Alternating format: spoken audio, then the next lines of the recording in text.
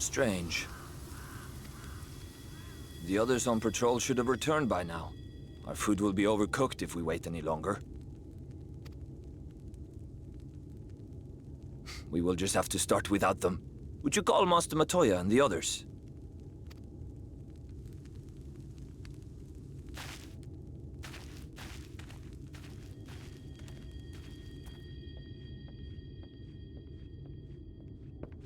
I tire of these games, Eorzea. Why do you pretend you cannot see it?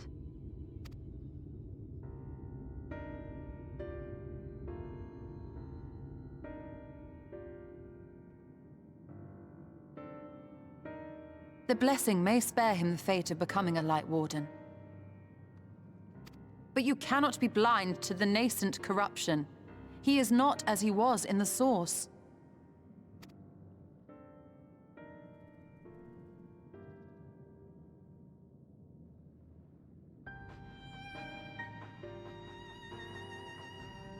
Though I have no proof, I fear that the light which poured forth from the Wardens was not negated at all.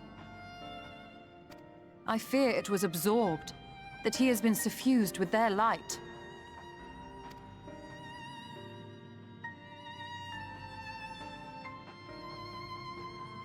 Though I have given thought to this possibility, I dare not speak until more is known.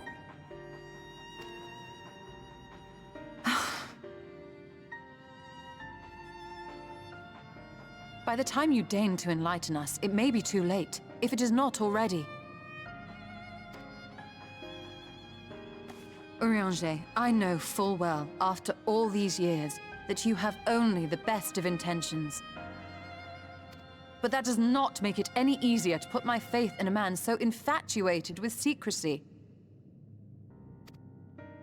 I have had my suspicions ever since the Exarch bade you speak that day. But now I must ask.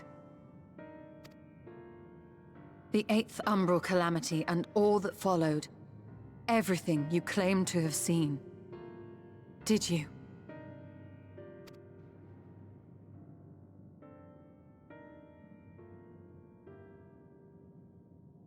Help! Someone help! The Ilmorans have come for us! We're under attack!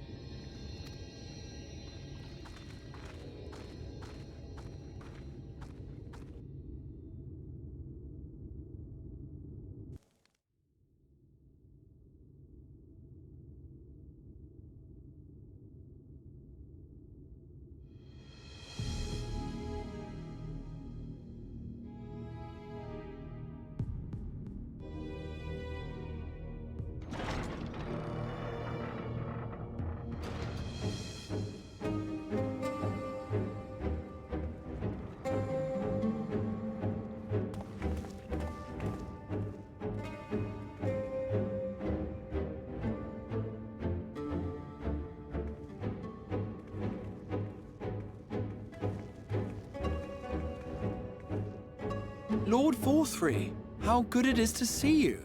How long has it been? Not since your inauguration, unless I'm mistaken. Too long, at any rate.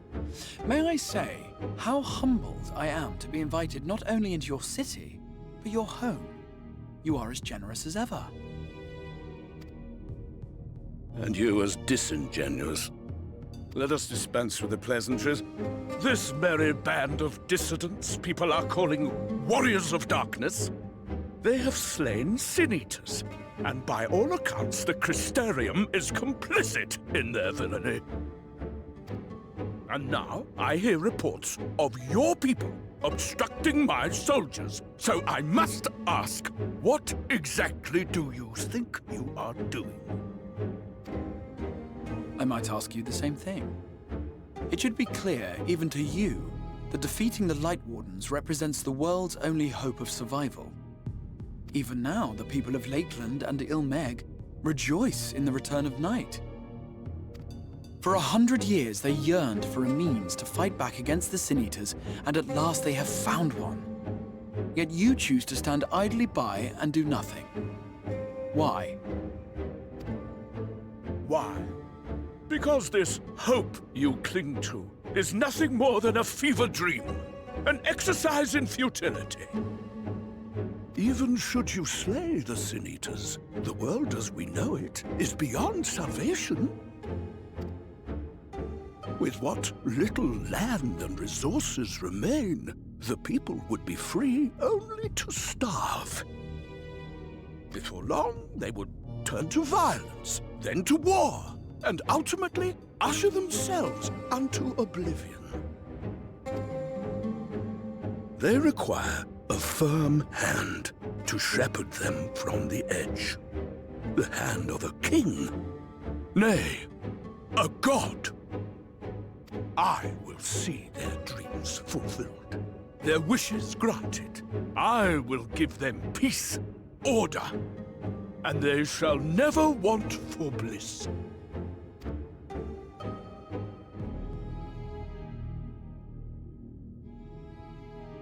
Men are fickle creatures who entertain vague ideals without the faintest notion what they cost. But a little fear can go a long way towards helping them realize what it is they truly need. Sanctuary. And they shall find none in this world save that which I afford them. That is why the Sin Eaters exist. To unite the world under my dominion. A paradise fit to grace the 8th Umbral era. What was that? A minor epiphany, nothing more.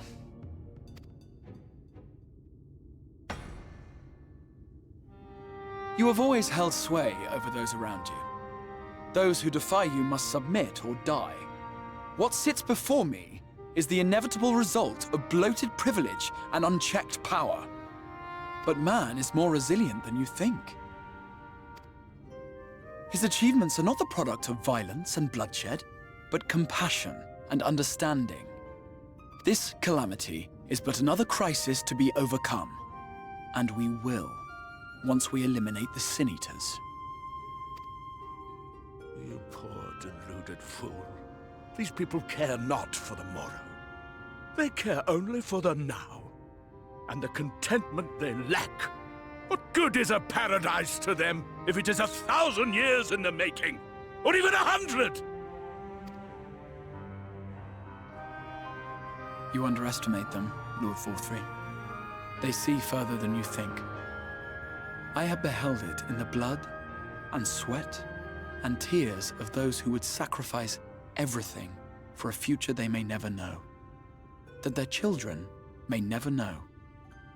I have beheld it in the hopes and dreams of those who came before, which we bequeath to those who come after, that they might in turn build upon the foundations laid by our forebears. These are the bonds which hold man and his world together, not your gilded chains, and I will resist your every effort to shackle him. In summary, you will continue to support the villains hunting my Sin Eaters? With tremendous enthusiasm, for I have faith in the future they would build.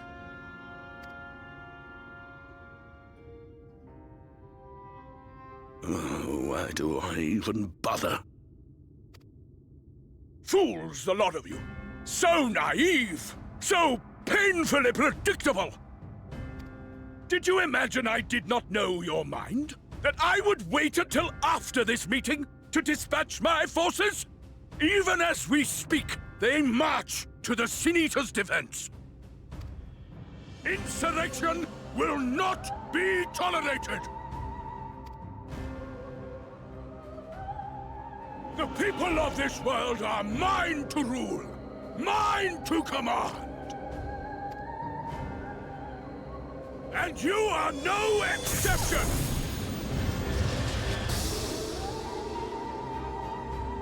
What? How did he... Insolent swine! I will not stand for this! Do you hear me?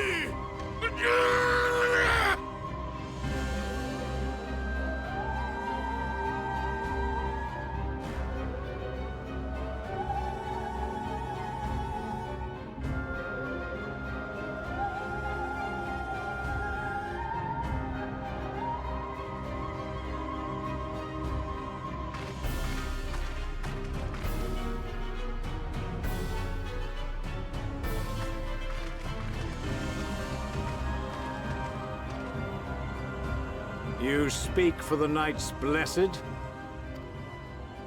I do. I presume that is your doing. If you've come to parley, I must insist that you first return him to us. You're in no position to make demands.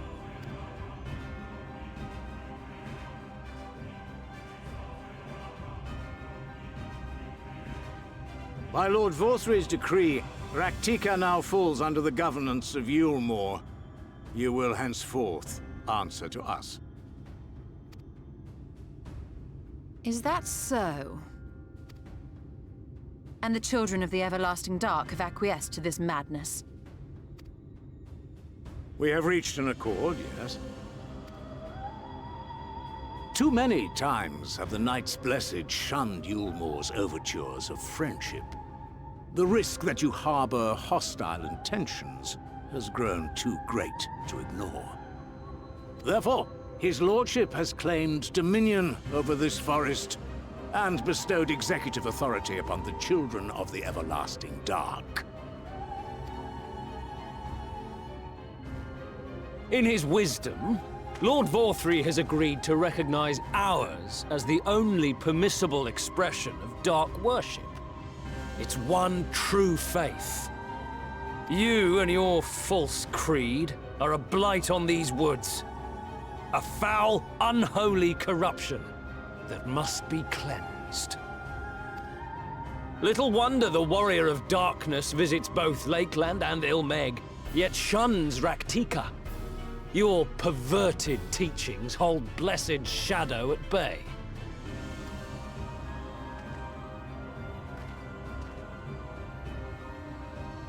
You have accepted the yoke of Yulmore to spite us, then? Fools.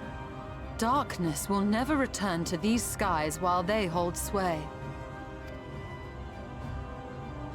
Those of you minded to obey his lordship are to make for Woven Oath with all haste. We will leave you, that you may have time to prepare. Woven Oath? Are you suggesting we abandon our faith to join those zealots? What has your faith afforded you thus far? Nothing! We will guide you along the righteous path. And should we refuse?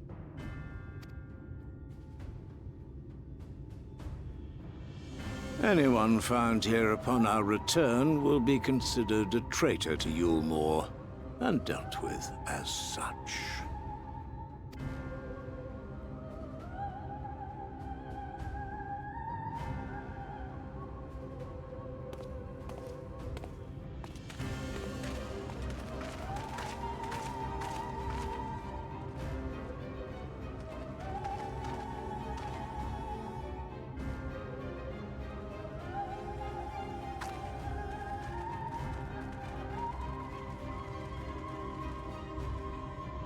We will discuss these developments after I have tended to our casualty.